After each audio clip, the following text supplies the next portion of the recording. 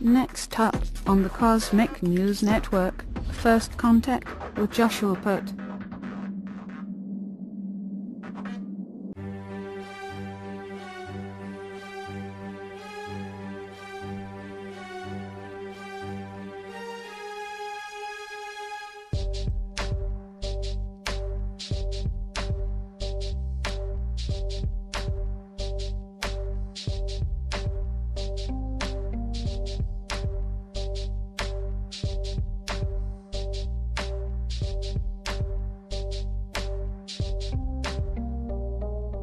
Good morning, Earthlings. Welcome back to First Contact Radio. Today is Friday, the 12th of August, 2016.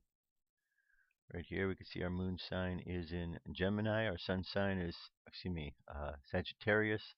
Our sun sign, as it has been for the last couple weeks, has been in Leo, where it will continue to be there for another week and a half. So just a quick refresher here. So we've got Leo, we've got strength. We're working to overcome the animal nature in ourselves by taming that animal nature with the imagination we have, and then the higher self, our unconscious, representing Sagittarius, telling us we need to temper all things in life. We need to temper that which we're working with, find balance with it. We can't just run through the world crazily without being balanced, because then there's really nothing that is effective from that process. So Sagittarius is a truth bringer. So when Sagittarius is around, our unconscious desires is want to express truth, have truth in the world. So a couple of these aspects have already hit. The first one, 4:58 a.m., we had an aspect with Venus, imagination. So Sagittarius was getting hit with that energy of now, applying imagination to how we see things. Use our imagination to the way in which we look at the truths around us. Are we looking at them properly? Are we, not looking at them properly? What's the story? And then just a few moments ago, Saturn and Sagittarius are together. And Saturn gets serious. Saturn wants us to be focused, to discipline our activities and ideas. When you see this conjunction, it's like they're both together in the same room. They're right next to each other. And they're having a conversation, and Sagittarius, the truth bringer, is talking to Saturn, and Saturn is saying, we need you to be more serious. We need you to be more focused. We need you to discipline on what you're doing, because you've got the truth. You got to keep going at it. So, focus now. Don't lose focus. Stay disciplined. As we get into the course of this day, we have 10:38 a.m. Neptune is going to be in a square with Sagittarius. Neptune says we have to look at things in a new perspective, and that square is a lesson. So before we can go forward with the truths that we're looking at, sometimes we have to unlearn what we think we know, so that we can look at things in a different way and understand a little bit more about what those particular things are. So we often have to look at things from a different perspective. So that's our challenge as we get to this morning, and then we go the whole rest of the day just experiencing that challenge, understanding, looking at things from a different perspective, and then we get to this evening, 7 p.m., Jupiter expands things, and it's opposite Chiron, that wounded aspect of ourselves. So as we expand the nature of the truths within us and the truths that we experience around us, we now are going to be on the teeter-totter here, opposite of the healing aspect of ourselves. So in that expansion, it shines light upon that part of ourselves which needs to be healed. So we need to take care of that part. We need to heal that part, find out what it is. We can't ignore it, because it's just going to keep coming back if we do. And then finally, just before midnight, 11:59 p.m., Sagittarius is going to be in a square with Mercury. It's where we've got all this truthfulness, but now we've got to learn how to express it, how to really communicate it into the world. Take in consideration, the new perspective that we've been getting, because that was the lesson earlier. We have that square at 10:38, and then we go all day with the square to the square at 11:59, where Mercury comes in. So we've got a new perspective, which teaches us how to look at things and express things, communicate things differently, with the Jupiter expansion of understanding the part of ourselves that needs to be healed. So something needs to be healed, I would say, in the way we look at truth, the way we look at the truths around us, because we see this truth here sandwiched in between these two important lessons. Okay, we need to look at how the truths in our lives are helping to heal who and what we're about. Okay. Moon is 67.7% of the way full. It's a waxing moon on the 18th. 6 days from now, we're going to be back at that full moon again. Jewish calendar today is 8 Av. 8 Av, and remember, 9 Av is coming up, begins tomorrow at sundown, and it goes all the way until the 14th at sundown. So this is the day that we're looking at. This is the day that's had a lot of significance. This is the day that's associated with the date on the Georgia Guidestone in connecting with the 14th. So again, we're going to pay attention to see what's going to happen over the course of this weekend. Daily thought: if you were there and the forces, daily thought is revolution. If you were there and the forces of destruction were about to destroy Jerusalem, and you had the power to do something about it, would you sit and mourn and cry? Or would you turn the world on its head to change history? So what is stopping you? Turn the world over now. Turn over the world now. And finally, solar wind, 506.6 kilometers per second. Planetary K index, quiet at the moment. However, we look like we're going to be unsettled over the next 24 hours. Large corona hole still there on the top of the sun, sending weather, solar wind out all around. M-class flare possibility 5%, X-class 1%. Geomagnetic storm activity dropping in the mid-latitudes, 15 to 10%, upper latitudes 25 down to 15, or even 30 down to 20. So there is a subsiding going on. So that's what we have going on with our cosmic weather for this morning. So Sagittarius, moon sign, Leo, sun sign, fire and fire. Both of them are fire elements. So lots of fire, lots of ideas. Remember, when we look at these different aspects, we're looking at the elements: fire, water, air, and earth. So here we have a fire sign.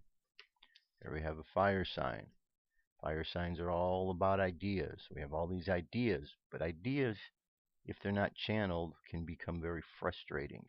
So we need to find a way to channel those ideas so as not to. And here's one way: we use our imagination. And here's the other way, by tempering all that we're dealing with so that we can be more effective. Very important indeed. That brings us to UFO news. Here we go.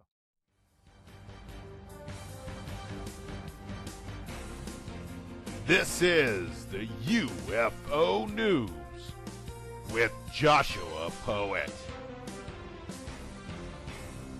All right, Dirk, thank you very much. Today I do have 3 stories. Story number 1 takes us to the end of last month, the 31st, over Wilmington, California. Interesting footage of 2 bright UFOs hovering in the night sky above Wilmington. We have a 6-minute video here showing that exact sighting that was seen. The objects in question, when we look at them at first, they seem like one object, but as it gets closer, you could see it looks like multiple objects. Zip ahead here. There we go, right there. Definitely something in the sky. Certainly not a lens flare, because all lens flares would look a little bit different. Alright, very interesting. Very interesting over Wilmington, California. That was the 31st of July. Alright, brings us to our next sighting here. This takes us to Memphis, Tennessee. Good old Memphis, Tennessee. And here we have a 2-minute and 49-second video. And this video, which is recorded at nighttime. Jump ahead, there's our object right there, kind of making its way to the middle of the screen.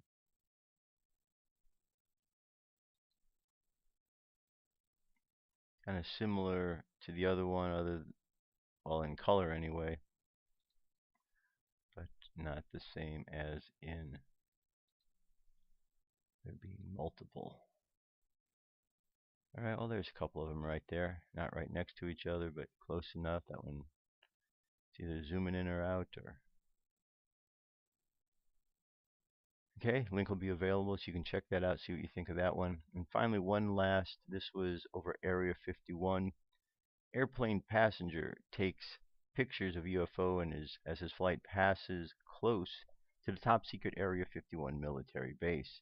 But is there a more rational explanation? Claims he saw a blinding light near Lunning and Gabs in the New Desert. Unnamed man said he saw the disc on the ground near Area 51 military base. Skeptics say suggested a simple explanation for the bizarre sighting. An airline passenger claims to have captured images of the UFO giving off bright lights and the orbs on the ground near the top secret base Area 51.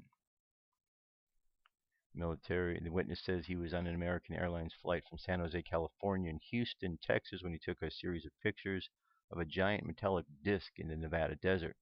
He said the plane was flying near Lunning and Gabs on October 30th when he noticed a blinding bright light in the desert below. An unnamed man reported his sighting to the Mutual UFO Network, which investigates sightings in the U.S., but all may not be as it seems, with some pointing out there could possibly be a giant solar farm near the site. He also told the organization, I was on the American Airlines flight from San Jose to Texas. I noticed a blinding light in the desert near Lunning and Gabs. I saw a large silver disc that appeared to be in the middle of the desert. This disc was shooting orbs like light into the air. The disc itself had multiple lights that were blinding to the eyes. I pulled up my phone, took some pictures until the phone died. No other passengers seemed to notice the discs or comment on it. Upon my return home, I asked multiple Air Force employees if they'd ever seen anything like it, and all they replied was never. Initially, I thought it was a satellite, but now I leave it to your interpretation. What did I witness? He said neither the captain nor fellow passengers said anything of the plane carried on until after the disc was out of sight. The U.S. government only acknowledges the existence of off-limits military base in the southern Nevada desert for the first time in 2013. Gabby is about 140 miles southwest of Area 51. The person caught a cloaked UFO in the area. The metallic of the UFO is partly exposed, and I'm sure it wasn't for long. Okay, so there you go. Sighting in the desert. They're saying that it's just a solar farm. Nothing to see here. Keep moving along. Keep moving along. Just ignore that big silver disc that's out there. Because, of course, you're not supposed to see it. And you did. Must have been a glitch in the matrix that allowed you to see that. Should have been asleep like all the other passengers. What was this guy thinking? Waking up like that. Looking down at Area 51. Should have been like all the others, just closing their eyes and pretending nothing was going to happen. Huh. Funny world we live in, isn't it? Mysteries and things all around us, and people just turn a blind eye to them so easily. So easily. You know, this sighting out here in the desert reminds me of an experience I had. I was out in New Mexico. I was out at a ranch. It was late at night. It was right on the edge of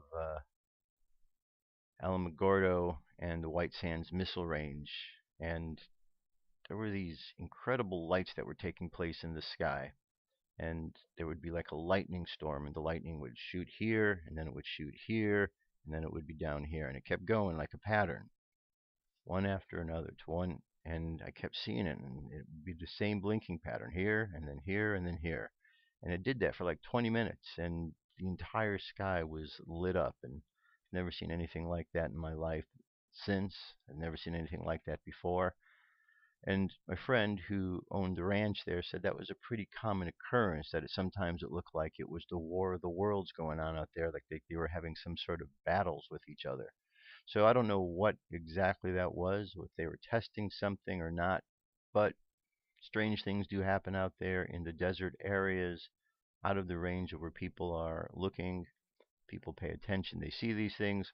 Others turn a blind eye because, well, that's just what we're conditioned to do, turn a blind eye to such activities. All right, there you go. That's our UFO news for today. I'll be back. What if our government was responsible for some of the greatest crimes against this nation? Would you really want to know? These are big questions, but these questions deserve answers. It's time to demand the truth. People should not be afraid of their governments. Governments should be afraid of them. 9/11 was an inside job. Kennedy was killed by the CIA. Jimmy Carter saw UFO. Answers to secrets you need to know. So wake up, wake up, wake up, wake up. Wake up, wake up, wake up. Wake up, wake up, wake up, wake up. Wake up, wake up, wake up.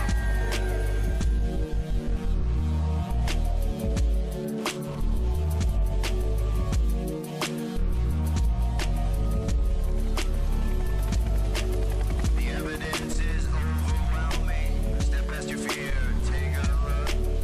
Illuminati lies keep growing, but they're losing from your eyes. And wake up, wake up, wake up, wake up. Wake up, wake up, wake up. Wake up, wake up, wake up, wake up. Wake up, wake up, wake up.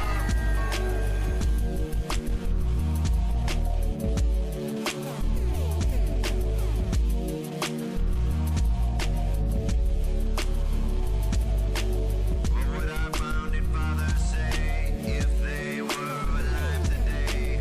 Must be turning in their graves. Redcoats are coming, big brothers watching. Wake up, wake up, wake up, wake up. Wake up, wake up, wake up. Wake up, wake up, wake up, wake up. Wake up, wake up, wake up. What if by land and two if by sea? And I on the opposite shore will be ready to ride and spread the alarm through every Middlesex village and farm. Whenever any form of government becomes destructive of these ends, it is the right of the people to alter or abolish it.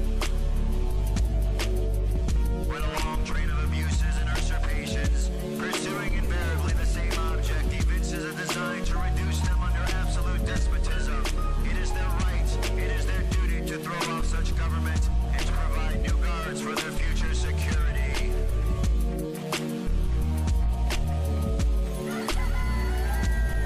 Wake up, wake up, wake up, wake up. Wake up, wake up, wake up. Wake up, wake up, wake up, wake up. Wake up, wake up, wake up. Wake up, wake up, wake up, wake up. Wake up, wake up, wake up. Wake up, wake up, wake up, wake up. Wake up, wake up, wake up. Patriots arise.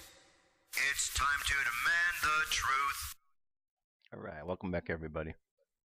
Welcome back. So, shall we continue on? Continuing on. You know, that last video, you see the one section where you got the newspaper where it says Bush knew. Bush knew.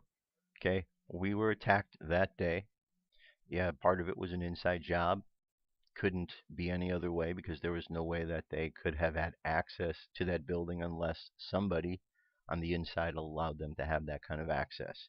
There was a lot more involved, but certainly we know that there was a influence coming from Saudi Arabia, Muslim countries, and part of it was allowed for some reason or whatsoever. So we could see there's a lot of collusion that's going on.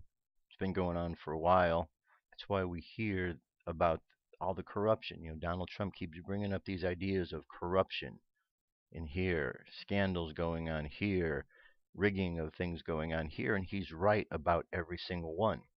It's funny watching, well, actually, it's not funny. It's sad to see how the people that are out there are in such denial about such things. WikiLeaks comes out, showing how the election was rigged against Bernie Sanders.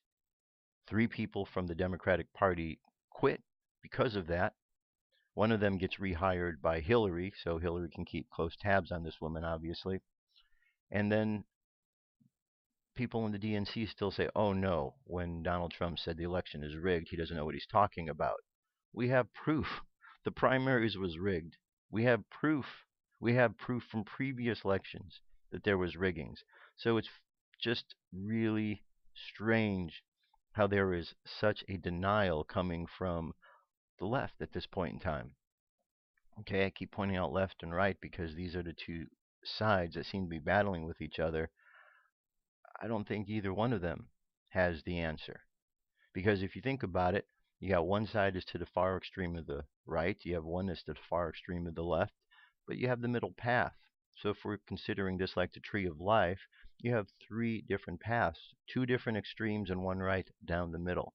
The one we want to be taking, that we're always aware and reminded to take, is the middle path, because we're taking a little bit of this and a little bit of that, a little bit of both worlds, so we understand how to move forward. Because you can't just go to one extreme or the next and keep going that way, because that's all they are, extremes. And we keep bouncing back and forth, and we think that the media is on our side. They're not. 1917, they were taken over, and by my accounting, 2016 comes after the time they were taken over, not before. There's never been a time where they gave back control of the media, so they're simply 100 years into their media control. And so people are just clueless about what's going on because the media has gotten so good at what they're doing. But nowadays, they're being called out for their lies, and you can see how corrupt they are. It's just incredible, absolutely incredible how corrupt they are. And hopefully things will get straightened out, but it's going to take some effort. It's going to take some effort because we, the people, have stopped paying attention, and by when we stop paying attention, they started getting away with things easier and easier. But now people are paying attention again, and we're seeing all of the problems that have occurred when we stopped paying attention. Now, if we're watching things out there, there's a lot of overwhelming energy. I've spoken to a number of individuals, and they're expressing the overwhelm that they're feeling. There's articles in the paper, headlines about this, the overwhelming feeling that people have because they're just getting hit so hard with all of this information. It's one scandal after the next, after the next, after the next. And I wish I could tell you that it was going to end, but it's not going to end. We have just shy of 3 months to go to the election, and I believe it's just getting ramped up. It's going to go harder and harder and harder. Mike Tyson has a quote. They asked him, they were talking to him about one of his opponents, and they said, well, your opponent has a plan, Mike. And Mike's like, well, everybody has a plan until they get hit. And that's exactly it. Okay? Everybody has a plan until they get hit. And the moment you get hit, it shakes everything up. Well, right now, the Clinton campaign, the Democratic Party, the liberals are getting hit. They thought they had a plan, but they're getting hit, and they're getting hit hard. So what do we need to do? We need to keep hitting. We need to keep hitting because they're off balance. And we keep hitting them with stuff and hitting them with stuff. Because what we're hitting them with is their own lies that they've been telling to the American people. So one of the things that Donald Trump said was that Obama was the founder of ISIS and Hillary Clinton was the second founder. How these two are responsible for ISIS's existence. Now, instantly, the Democratic Party and the liberals have jumped up and said, no, this isn't true. But they don't have anything to base it on. They're just grasping at straws trying to say that. It's nice to see Rand Paul the last couple days speaking out about this. It's really nice to see because perhaps some of these Republicans, perhaps they're seeing that Donald Trump is actually saying the things that they've been trying to say for a long while. So yesterday, you see Rudy Giuliani, you see Rand Paul, you see others speaking out against this. Sean Hannity is going like a madman on Fox, and he's exposing things left and right. And these aren't the only places. I saw a report the other day, an AP report, where the reporters were in the White House grilling somebody, and and the same old nonsense was going on, just diverting the question. And one of the reporters asked a question, and again, diverting it. Another reporter jumped in and asked, "Aren't you going to answer that question?" And that brought more pressure. And then it went back to the first reporter, who said to the spokesperson, asked them and said, "Am I speaking English? Because it doesn't seem like it, because you keep avoiding the question." And so they got a different answer, but again, it was still an avoidal of the question. But it's good to see that the media is jumping up. You see, what I think is going on here is people are now gaining courage vicariously through Donald Trump's actions, because he's gone out there, he's being brave, he's saying things that people have been thinking for a long while. And sometimes all it takes is one brave person to jump up. And when a brave person jumps up and starts to do something and say something, others become inspired, because you find out there's a lot more people who are thinking that exact thought. And so others become inspired by what's going on, and they start speaking out against these atrocities that are happening. Because these atrocities are happening to the American people. And the last time I checked, those of us living in America are Americans. We are the American people. So they're doing these atrocities against us, and they think we're stupid. They really think we're stupid. I mean, come on now. How many times would we need to see a family member in a health situation like Hillary is before we understand and know that something is physically wrong, seriously wrong? It wouldn't take too very long, would it? But yet we see these things over and over with Hillary, and yet there's all the denial. Oh, that was just her acting. She really didn't have a seizure. Oh, she was just pretending. How many times is she just going to pretend? How many times are we going to see this? How many excuses are they going to make when we see the pictures of her not able to walk up the stairs? How many excuses are we going to make for Obama when he keeps making excuses for the members of Islam and the radical Islamists? How many times, friends? How many times? It's getting old. So what we're going to do today is a term called piling on. We're going to pile on. We're going to pile on more information, because that's what we need. We need to now confirm this so everybody knows. So with this information, spread it. Share this information with others. The links will be available. Follow the links. You'll find more information, and just keep digging. And our job as Americans, is to keep hammering home this information. We don't want to let them up now. We don't want to let them off the hook, because we're on it. We're pushing, we're pointing out all the corruption. We're seeing the corrupt individuals trying to get away with it, but they're being called out left and right. So let's jump over. Let's look at this situation about ISIS. Okay, here's a story. Flashback. Hillary Clinton received a secret memo stating that the Obama administration support for ISIS. Hillary Clinton received a classified intelligence report stating that Obama administration was actively supporting Al-Qaeda in Iraq, the terrorist group that became the Islamic State. The memo made clear that Al-Qaeda in Iraq was speaking through Mohammed al-Adani, who is now the senior spokesman for the Islamic State, also known as ISIS. Western and Gulf states were supporting the terrorist group to try to overthrow the Syrian dictator Bashar al-Assad, who was being propped up by the Russians, Iranians, and the Chinese. In August 2012, a secret classified memo was sent to various top Obama administration officials and agencies, including to the State Department and to the Clinton office personally. The document is an IAR, known as an Intelligence Information Report, said Christopher J. Farrell, who serves on the board of directors of Judicial Watch, which obtained the document. It is produced by somebody within the Department of Intelligence Agency, the DIA. It is reporting from a field by an intelligence agent who could be a U.S. government agent, a defense attaché, or a source. It's report from the field back to the headquarters with some intelligence that somebody is willing to bet their career on, Farrell said. Farrell confirmed that the report was sent to Clinton's office based on the recipient marking RUEHC-SEC State, Washington, D.C. The report identifies Al-Qaeda in Iraq, known as AQI. So when you see those three initials, that's what we're talking about. Al-Qaeda in Iraq is being principal elements of the Syrian opposition, which the West was choosing to support.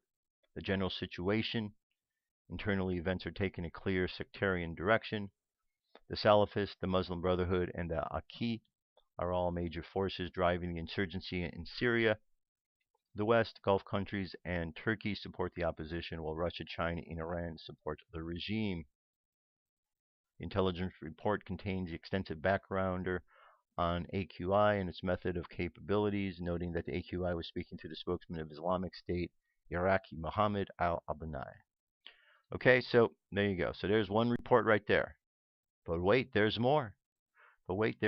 So Trump said Bush is the founder, or Obama is the founder of ISIS. Well, let's take a look and see how he might have assisted in that. In 2009, ISIS leader in Iraq was released from U.S. detention camp. The leader of the Islamic State of Iraq, al-Shamas, ISIS, Abu Bakr al-Baghdadi, was formerly held by the U.S. military at Camp Bucca in southern Iraq from 2005 to his release in 2009. Why such a dangerous man was slated for release in 2009 or who made the decision is not known. The Telegraph offers that one possible explanation is that he was one of the thousands of suspected insurgents granted amnesty as the U.S. began to draw down in Iraq. In 2010, shortly after his release, al-Baghdadi was announced as the new al-Qaeda leader. When bin Laden was killed in 2011, Baghdadi pledged to revenge his death with 100 terrorist attacks across Iraq. But with the al-Qaeda leaders dropping like flies in Pakistan and Afghanistan, no one took him seriously. But today, Baghdadi has instituted a routine car bombings in Iraq, and the death toll is now to 1,000 per month. This week, and this was back in 2014, his forces seized control of government buildings in Mosul and are marching south to the capital, Baghdad. His forces planted the black jihadi flag in the towns of Fallujah, Ramadi, sites of previous U.S. victories. Okay, so now there's a second article. So we have Hillary Clinton. We have Hillary Clinton in the White House. The administration and information connecting to the Islamists. And now we have Obama released the top guy. Okay, now we have this article here. Why should we be concerned about all of this? We're in America. They're way over there overseas, right? Nothing to worry about. That's what a lot of people say. People on one side of the fence, the Republican conservative side, they're concerned. That's one of the issues that is being discussed. How they might be coming to cause a problem here in the United States, where on the other side, the liberal democratic side, they're saying, oh, this isn't a real threat. They don't mean it when they say we're going to chop heads off. Even though they're chopping heads off, liberals, they don't think that they really mean it. So we have a problem here, folks, because we have a disconnect. Here's an article over at the Gateway Pundit. It says ISIS terrorist tells the feds that he has jihadist brothers in Mexico. Well, Mexico's a lot closer than Iraq, isn't it? Mexico's right next door. As a matter of fact, Mexico's on the other side of the border where Donald Trump wants to put a wall to protect us from those coming across because he said there might be some bad people coming across. So here we have an update where an ISIS terrorist is telling the feds they have brothers on that side of the border. Earlier this year, top-ranking Homeland Security official acknowledged the Mexican drug cartels were helping ISIS sneak across the southern border to scope out targets for terrorist attacks. ISIS operative Sheikh Mohammed Omar Khabir has reportedly been training militants near the U.S. border near Ciudad Juarez for the past year. Khabir actually brags in an Italian newspaper article published last week that the border's region is so open that he could get in with a handful of men and kill thousands of people in Texas or in Arizona in the space of a few hours. Okay. So, we have a gentleman from ISIS saying that they're right across the border, that the border is so open that they could go into Texas and kill thousands of people in Texas or Arizona in a matter of hours. That is a problem, because now the problem is no longer there overseas. Now the problem is a lot closer to us, a whole lot closer, and that's now kind of dangerous. But still we have those who say, oh, we need to take in these refugees.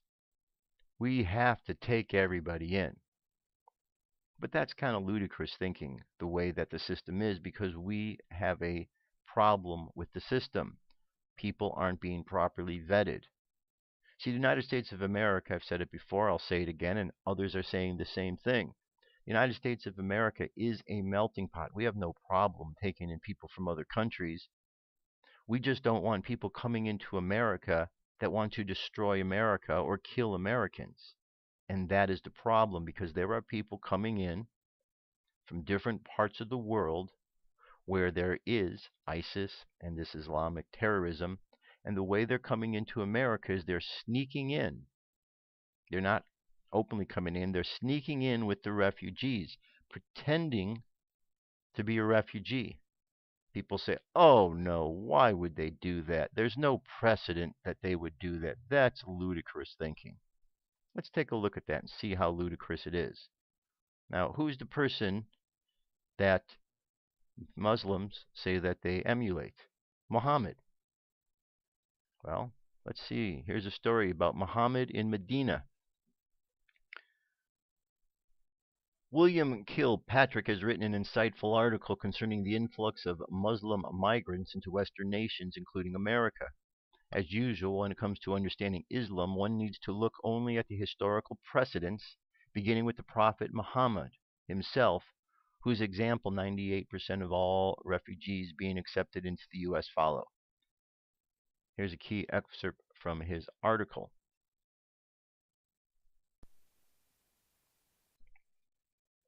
As concerns the Syrian refugee crisis, Christians are regularly reminded that the Holy Family were once refugees in Egypt. Yes, but the culture brought into the world by the Holy Family is worlds apart from the one introduced 6 centuries later by Muhammad. Let's not forget that the Holy Family were once refugees. But in regard to the present crisis, there is another and perhaps more appropriate analogy to consider. Now, when they talk about the Holy Family here, because this is talking about Islam and the Muslim state, Middle East form, that they're referring to Muhammad and his group of merry men. Let's not forget that they were once refugees, but in regard to the present-day crisis, there is another and perhaps more appropriate analogy considered. Muhammad and his followers were also once refugees. He and his group of about 100 men, women, and children had long overstayed their welcome in Mecca. According to Muslim chroniclers, they had to flee in order to avoid persecution. Fortunately for Muhammad, the more enlightened citizens of Medina extended an invitation to the Muslims to come live in their city. Now, it's not recorded whether or not they held up large welcome refugees banners, as is now in the custom at European train stations, but they soon experienced the kind of regrets that Europeans are now having. Muhammad gradually acquired wealth and converts, and within a half a dozen years he was the master of Medina. Those Medians who were not exiled or slaughtered were thoroughly subjugated, in other words, made slaves. Muhammad then used Medina as the launching pad for his conquest of Arabia. Within a century of his death, his followers had conquered nearly half of the civilized world. Moreover, why was Muhammad persecuted in the first place, as Islamic hagiography holds? Because he was telling the people of Mecca how to live their lives, that is, by abandoning their gods and traditions and accepting his revelations known as Sharia. So they drove him out. He was accepted as a refugee in Medina, and the rest is history, a history that continues to repeat itself to this day. So, just to re-emphasize, Muhammad and his followers were being persecuted. They were in Mecca, and they decided that they wanted to spread the word of Muhammad. But in Mecca, they didn't like that. So what did they do? They persecuted and they sent Muhammad on his way. We don't want that here. We don't want your perverted teachings here. So they sent him out. So Muhammad and 100 of his followers, as refugees, went into Medina. And people said, please come into our city, come into our city, oh Muhammad and your followers. So they did. And they got into their city, and eventually they took over. There was a bit of a treaty that was there. They were going to have a 10 years of peace that was going to go on.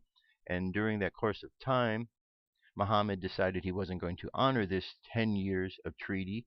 So 2 years into it, after he had built up his army and built up his wealth and went on, he decided to attack the very people he said he wouldn't attack for 10 years. Well, there's still like 8 years to go. They're supposed to be peaceful. This was a good time Muhammad figured he could attack because nobody would really know. And they didn't. And they attacked, and they killed, and then they made slaves. That is the history of what happened with Muhammad and how they spread Islam. What are they doing here in America? They're coming here as refugees.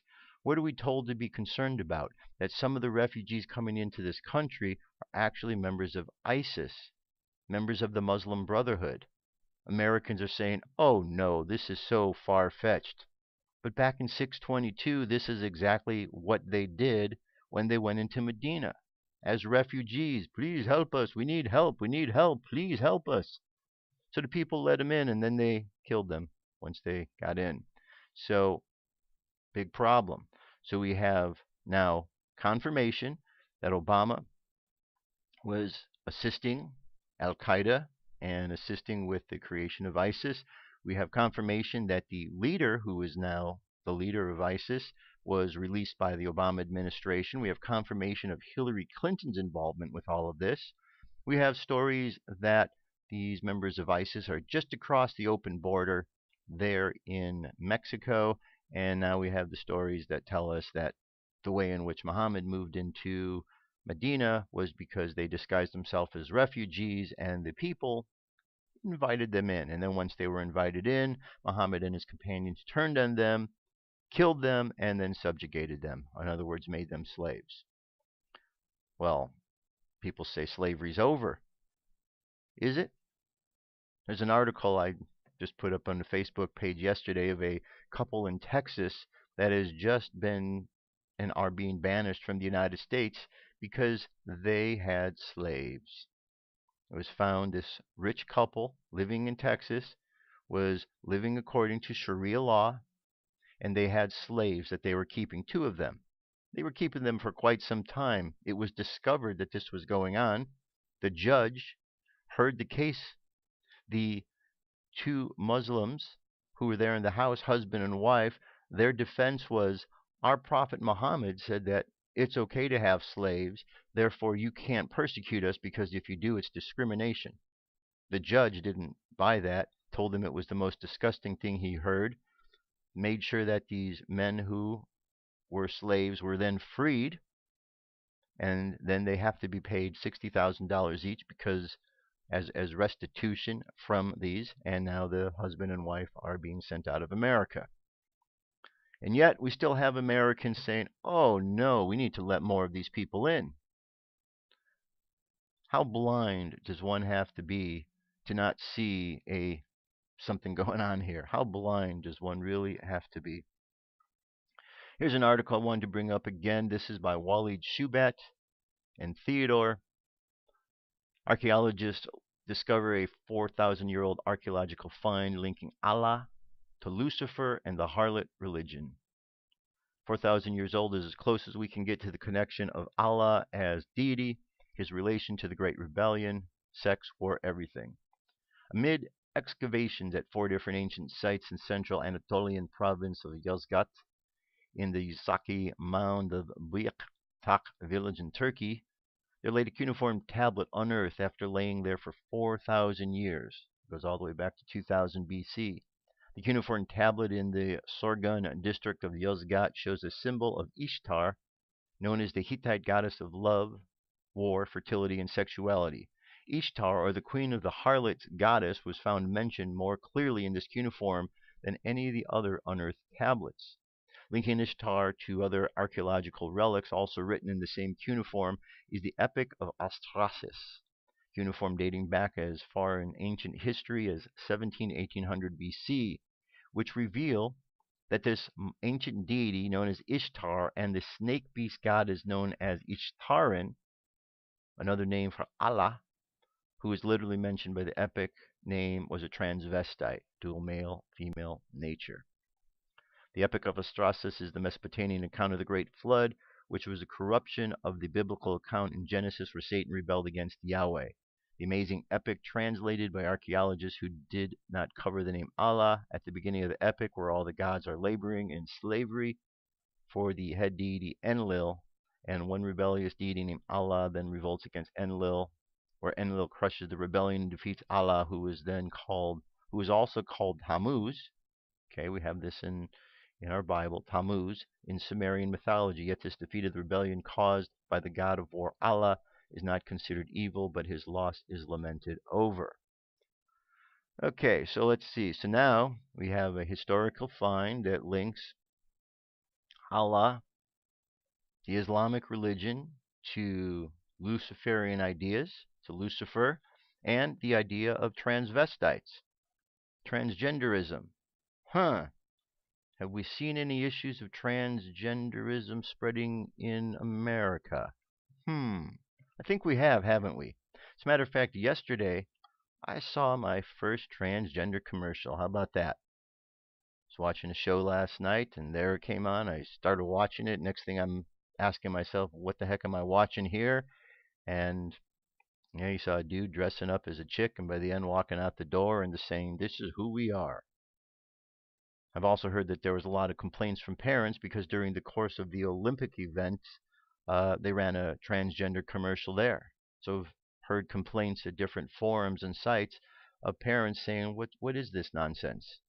That my kid's watching the Olympics and now all of a sudden I've got to explain to my kid what this is all about?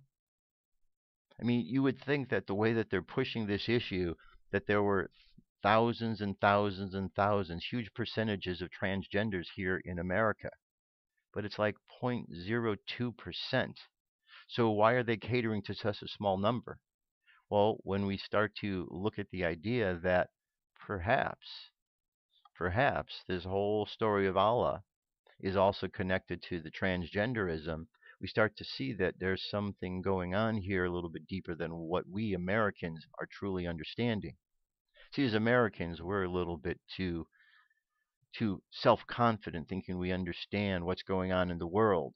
So we think that we think that that part of the world where all of these Islamists are coming from are just like us, but they're not like us. Americans think Islam is the same, but it's not. They don't understand it's different. They don't understand that their principles, their Sharia law says that they want to subjugate women, that women are second-class citizens. They don't understand that over there Sharia law is having these men and women over there kill anyone who's homosexual. There's a whole bunch of things about Islam that Americans don't understand, yet pretend as if they do. And Americans, well, their own stupidity is going to get them killed. Now, part of the problem that we have is we have a media that is corrupt. Donald Trump keeps pointing this out quite a bit. Others have been pointing this out for a long, long time. It's good to see. Here's one example of this. George Stephanopoulos discloses $75,000 contribution to the Clinton Foundation. ABC News chief anchor George Stephanopoulos has given $75,000 to the Clinton Foundation in recent years, charitable contributions that he did not publicly disclose while reporting on the Clintons or their nonprofit organization on the On Media blog has learned. In 2012, 13, and 14, Stephanopoulos made $25,000 donations, that's $75,000, $25,000 each year, to the 501 nonprofit founded by former President Bill Clinton. The foundation records show Stephanopoulos never disclosed this information to his viewers, even when he was interviewing author Peter Schweizer last month about his book Clinton Cash, which alleges that donations to the foundation may have influenced some of Hillary Clinton's actions as Secretary of State. In a statement on the On Media blog on Thursday, Stephanopoulos apologized and said he should have disclosed these donations to the ABC interviewers. He went on to say, I made charitable donations to the foundation in support of the work that they're doing on global AIDS prevention and deforestation, causes I care about deeply. I thought that my contributions were a matter of public record. However, in hindsight, I should have taken the extra step to personally disclose my donations to my employer and to the viewers on the air during the recent stories about the foundation. I apologize. Basically, he got caught in a lie, and now he's having to try to backtrack on it because he got caught in a lie. This is what's going on. They're all lying to you, my friends. Please, I keep saying over and over to people every single day when they talk about the news, 1917 is when our media was taken over. It is now just shy of 100 years since the media was taken over. Over that time, they've gotten very, very good at controlling the information. There are now 6 main corporations that run everything, and 97% of all other media is channeled through those 6 sources. Okay? There's a common thread out there of corruption, and the American people are turning a blind eye to it. Not everybody. People are waking up, but there's still a real big problem with people not understanding. Very, very bizarre. Now, this idea of secrecy that's going on has not always been something that's been revered by those in office. There were actually those in office who have spoken up against this.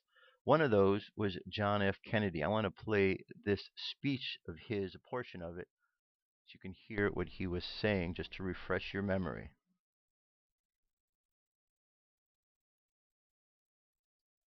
Here we go.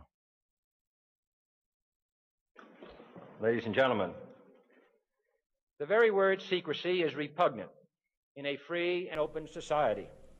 And we are, as a people, inherently and historically opposed to secret societies, to secret oaths, and to secret proceedings. We decided long ago that the dangers of excessive and unwarranted concealment of pertinent facts far outweighed the dangers which are cited to justify it. Even today, there is little value in opposing the threat of a closed society by imitating its arbitrary restrictions. Even today, there is little value in ensuring the survival of our nation if our traditions do not survive with it. And there is very grave danger that an announced need for increased security will be seized upon by those anxious to expand its meaning to the very limits of official censorship and concealment. That I do not intend to permit to the extent that it's in my control. And no official of my administration, whether his rank is high or low, civilian or military, should interpret my words here tonight as an excuse to censor the news, to stifle dissent, to cover up our mistakes, or to withhold from the press and the public the facts they deserve to know. For we are opposed around the world by a monolithic and ruthless conspiracy that relies primarily on covert means for expanding its sphere of influence, on infiltration instead of invasion, on subversion instead of elections, on intimidation instead of free choice, on guerrillas by night instead of armies by day. It is a system which has conscripted vast human and material resources into the building of a tightly knit, highly efficient machine that combines military, diplomatic, intelligence, economic, scientific, and political operations. Its preparations are concealed, not published. Its mistakes are buried, not headlined. Its dissenters are silenced, not praised.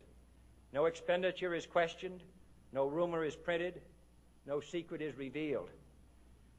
No president should fear public scrutiny of his program, for from that scrutiny comes understanding, and from that understanding comes support or opposition, and both are necessary. I am not asking your newspapers to support an administration, but I am asking your help in the tremendous task of informing and alerting the American people. For I have complete confidence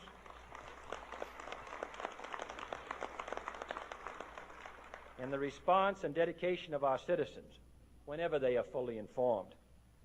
I not only could not stifle controversy among your readers, I welcome it. This administration intends to be candid about its errors, for as a wise man once said, an error doesn't become a mistake until you refuse to correct it.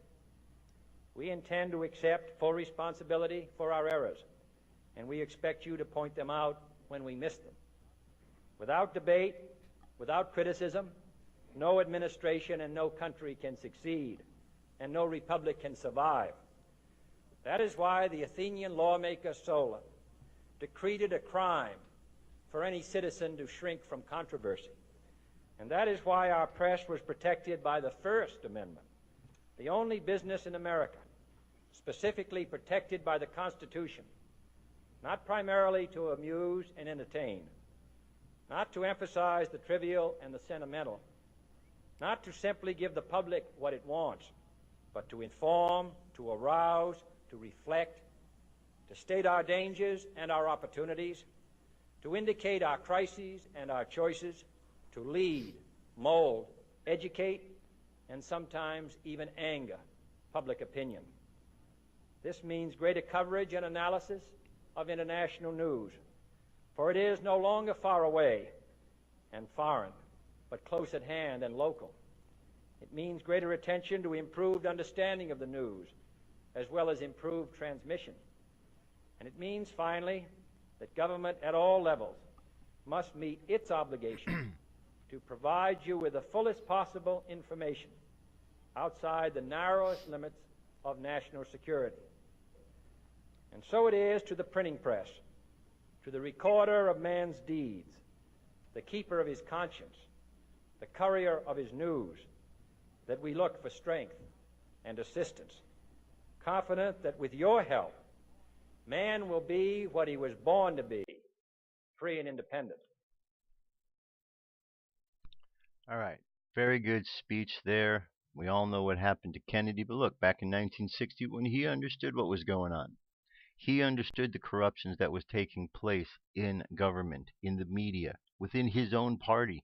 He tried to call these things out, and ultimately they killed him for it because they didn't want that. But there's a difference between 1961 and 2016. More people are aware of the controversy. It's not just one man like it was back then.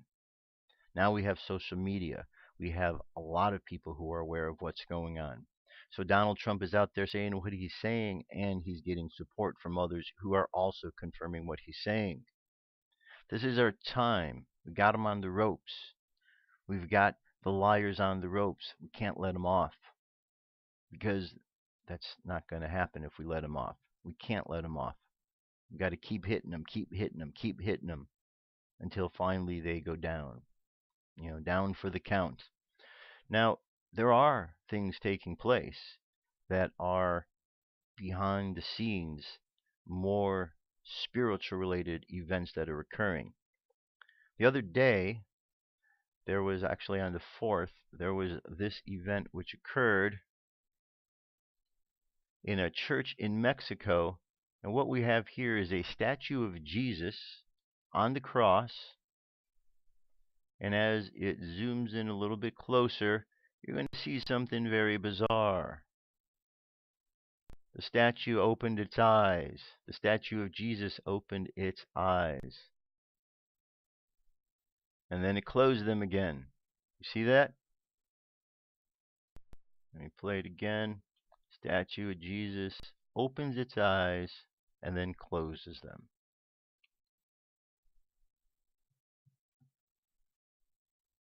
There it is. They're open. He's looking over what's going on. Cameraman sees it and closes them. So, question is that real? Is that a hoax? If that's real, you know what? That's a pretty good warning that there are those watching. There are signs saying that we better get our act together really, really quick, because there are those paying attention.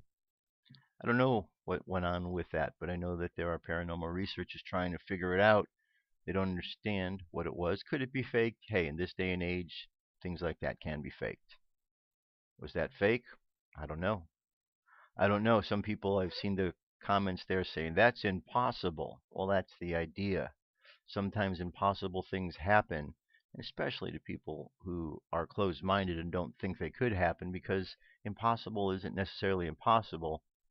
Sometimes skeptics just don't believe that things can happen, and maybe the impossible is actually very possible. We just have to open our minds to understand. So, whatever that is, I just wanted to bring that to your attention. Take a look at that video, see what you think, and you decide if that is real or not.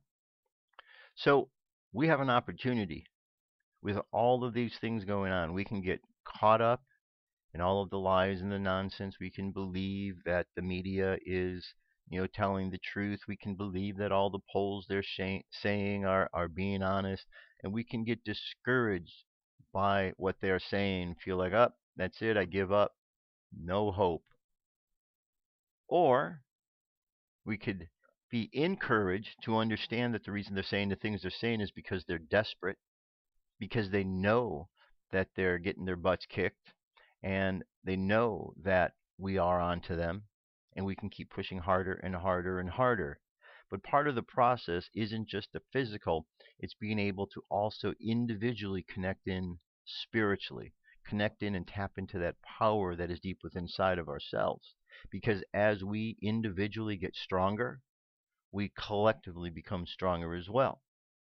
One of the ways we can do that, yesterday we did a meditation about the chakras. Over the course of the week, we've been working on the energies and the chakras. Here's an article all about the third eye right here. It's also known as the pineal gland. It's how we see through dimensions of space and time. Okay? Color of it is indigo. This article says open your third eye and awaken your pineal gland with these simple exercises. Please read the following. If you wish to perform the exercise, you need to understand what you will be doing. It is important to follow the instructions as this is somewhat advanced. The third eye is directly related to the sixth chakra, the psychic chakra located in the middle of the forehead above the brows. It is closely associated with the pineal gland.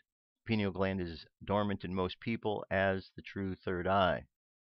French philosopher René Descartes believed the pineal gland to be the seat of the soul, where the mind and the body meet. In the average person, the pineal gland is atrophied or calcified and dormant. The following exercise will change that. Please read this thoroughly, as much of the exercises I write are very advanced and can cause problems if one does not do them correctly. The pineal gland is a pea in size, like a shriveled raisin in most people, where it remains dormant. So here is the instructions given in which to do that. Okay, this exercise is done for a specific tone and chant. You only need to do this for 3 days. Afterwards, it is permanent. Mantra used is THO THA, pronounced THA, and it must be within the correct vibration. Deep, not high pitched, in between, like the alto range. You will feel when you hit the correct tone, so play around and don't second guess yourself. When you think you've got it, you probably do. So sit with your back straight, breathe in through your nose, hold your breath as long as comfortable. Open your jaws so there's a small space between your top and bottom teeth. Place the tip of your tongue between the space of your slightly parted teeth. Put a light pressure onto the tongue with the teeth. This is the same process of saying th in the English word the. Once your tongue is in this position, release your breath slowly through your mouth, saying tho, tho, in one long exhale. Say the word one time per exhale. Your tongue will be vibrating between your teeth. You should feel the air moving past your tongue and teeth. If this technique is done properly, you will feel a pressure or sensation in your jaw and cheeks. The tone will also vibrate the third eye. It may take a few seconds to adjust this. Don't worry, just keep going. Do the above 5 times in a row. It is very important the above exercise be done for 3 consecutive days, 24 hours apart. Then it is a done deal. One can expect these various effects. One of the first experiences is a headache or pressure in the center of the forehead. The sensation may feel like it is originating from within. usually an inch or more beneath the surface of the forehead. This is a positive indication that the pineal gland is awakening and beginning to function in a healthy manner. Some people can experience a migraine lasting several hours, so be safe. So to be safe, it is recommended that you try this in the evening when you do not have to work any work to do. The severity of the side effects will depend on how atrophied or calcified your pineal gland is to begin with. Second, after occurrence of headache or pressure in the forehead, you may wake in the morning with a throbbing or tingling sensation in your forehead. It may feel like a goosebump. The feeling may be intense, like something is there. The sensation of pulsing or throbbing will continue throughout the day, and you may hear sounds coming from within your head like light popping or cracking sensations. These are the final physiological events you may experience after opening up your third eye. It indicates your pineal gland is awakened, functioning, and alive. Some of the psychic effects you might feel from this: faster, easier learning and retention, marked increase in intuition, increased creativity. Psychic gifts develop and become markedly stronger, along with more developed ability to see or sense human auras, clairvoyance, which is psychic vision, clairaudience, psychic hearing, and clairsentience, which is psychic feeling and touching. All these things open up.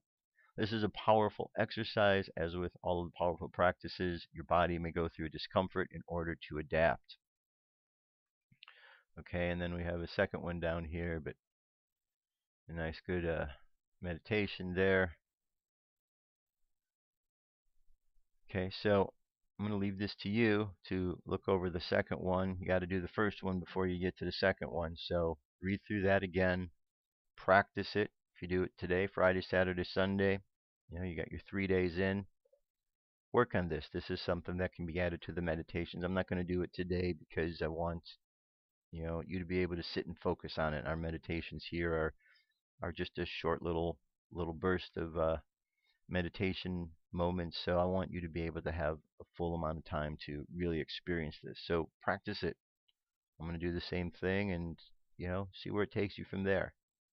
If you've been doing this for a long while, your third eye is probably already opened, and so this will just be something that will provide you some nice, good, peaceful meditations as you go through the process. Okay, let's go over. We got to channel the message for today. This one comes from Archangel Gabriel. It was channeled yesterday. Let's listen to it now. Here we go. Message tilde Thursday, August 11th, 2016 by Shelley Young. Dear ones, you are part of a universe that is designed to continually expand and evolve naturally. Constant struggle is not a natural aspect of growth. Think of things you see in nature: a sprout breaking through the ground or an egg about to hatch. There will be a buildup of energy that will increase until there is just enough pressure to break through to the next level. The energy then settles back into the ease of unimpeded growth. Just as all things in nature, you work with rhythm. There may be moments of stress, but they will always lead you to release and back to ease. Flow and growth will be the constant, with moments of resistance and stress being sporadic entryways to new, better states of being. If you can remember this, you will find it much easier to stay in forward movement with greater comfort, embracing the positive aspects of all stages of growth. Tilde Archangel Gabriel. All right, very nice. So, expansion that allows us to grow is the key. We have lots of opportunities that each and every day. Close your eyes. Take a deep breath. Exhale. Take another deep breath. Exhale again. And another breath. And exhale. All right, imagine the energy coming into your crown chakra, top of your head, shining down from up above as white light. And it's shining down into that crown chakra where the violet color expands that energy. And the energy moves down from the crown chakra to the third eye chakra where the color is indigo. And the energy continues to move down from the third eye down to the throat, where it changes to the color blue. And from the blue throat chakra, the energy moves down into the heart chakra, where the color is green. And from the green heart chakra, it moves down further, just below the rib cage, to the solar plexus, where it turns yellow. Continues to move down from the solar plexus down to the belly button area, where the chakra color is orange. And finally, the energy reaches the bottom, the root chakra, the bottom of the spine. Color is red. And then the energy continues down, moving down into the earth, grounding us in the earth. And we feel this energy coursing through us, connecting us to the cosmos, connecting us to the earth. And we are in between, a product of both above and below. Combination of all of these energies wrapped in one little package known as us, here in the present. So we feel this energy flowing through our body. We see the multicolored lights shining through, and we allow this energy to express itself outward, forming a bubble of protection around us. And little by little we expand this bubble of protection out. First a foot, 2 feet, 3 feet, finally filling up the room where we are at this moment. Expanding out further into the neighborhood, then to the city, to the state, to the country, across the oceans to the other countries on the earth, and finally back to us again. And as all this energy expands from each and every one of us, it all connects together and creates an even more harmonious, protective bubble. Heavenly Father, Heavenly Mother, thank you for the blessings of this day. Thank you for the opportunity to feel your love, your wisdom, your unconquerable energy flowing through our being as it emanates forth from you, the source of all creation. We are blessed that your Christ energy flows through each and every one of us and gives us the opportunity to shine brighter each and every day. And we pray that we find the ways to remove the distractions that block us from seeing and feeling and experiencing this light within us. We pray this day, Father, that we are able to go inside ourselves with courage and conviction and faithfully bring forth that light that you have provided to each and all of us. For we know in shining forth this light of love, this light of life, that we all shine brighter, and in the brightness we dissipate the darkness that is trying to overtake the world. So we imagine the lights that we shine becoming brighter and brighter, and we see the darkness dissipating. We know and we understand that we are all here for a purpose, to help this light to spread, to remove the darkness, to actively take part in changing our environment for the better. And as we do so, we know that this is all happening not on a physical level, but on a higher spiritual plane that trickles down to the physical earthly plane. And so we are grateful for the opportunity to expand ourselves outward into the deeper aspects of the cosmos as we go inward to experience the source of this connection. So let's imagine ourselves just going out into the world, shining bright, the light within us, shining this light upon the darkness to dissipate the truth, the lies, to dissipate the distortions, the dishonesty, the corruptions. And let's imagine this world shining bright sparkling clean as all of the darkness, the dirt, the corruption is washed away. So let's just imagine water like a shower rinsing over the earth, washing away all of this darkness. Let's imagine the earth bright, shiny, clean. So let the subconscious mind continue on that journey of sending out love and light, and let's bring the conscious mind back to the present moment in the count of 3. 3 coming back to the present moment filled with confidence. 2 coming back to the present moment filled with faith. And 1 coming back to the present moment happy, healthy, and whole. Happy, healthy, and whole. Take another deep breath. Exhale, and open your eyes.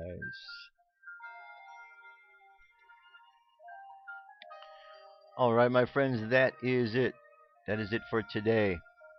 Work on these exercises over the week for opening the weekend for the third eye. Go back and look at these videos from this week, the articles. Understand that we are all participants in what's going on, and we have an opportunity to make positive changes to everything that is happening. We're not victims unless we choose to be victims. We're here to be the heroes. Millions of heroes standing up for what is right, standing up for the truth, standing up because we know that the Spirit of God that flows through us has given us legs and strength to be able to stand up and do all of this. We're very blessed to be here. Here in America, this is our home. The earth is our home, and if we destroy our home, then we're idiots. And I know we're smarter than that. As you go forth this weekend, just keep putting out positive vibes into the world. Remember, we have this time, 9 Av coming up, the end of the Georgic Guidestones. Don't know what it's going to be. Let's hope whatever may or may not occur, let's hope that it's all something that we're able to learn from, grow from, and move past. That's it, my friends.